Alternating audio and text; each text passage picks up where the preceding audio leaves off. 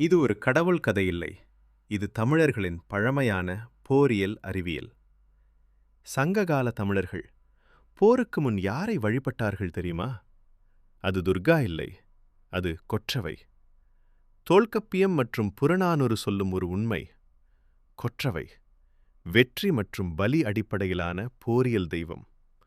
இது ஆன்மீகம் மட்டுமில்ல, இது மனவியல் ரீதியான போர்த்தந்திரம். போருக்கு முன் வீரர்களின் பயத்தை குறைக்க, அவர்களின் மூளையில் வெற்றி உறுதி என்ற நம்பிக்கையை உருவாக்க.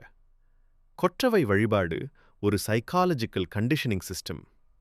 பலி கொடுப்பது கடவுளுக்காக இல்ல, அது ஒரு சிம்பலிக் கமிட்மெண்ட், ரிச்சுவல்.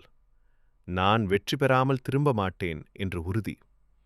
இது மாடர்ன் சயின்ஸ் சொல்லும் குரூப் மாரல் பூஸ்டிங் மெக்கானிசம் உடன் பொருந்துகிறது.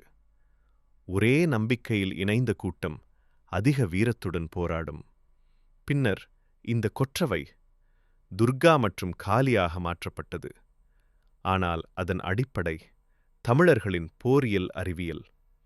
அதனால் கொற்றவை ஒரு தெய்வம் இல்லை, அது வெற்றியை உருவாக்கிய ஒரு மனவியல் தொழில்நுட்பம்.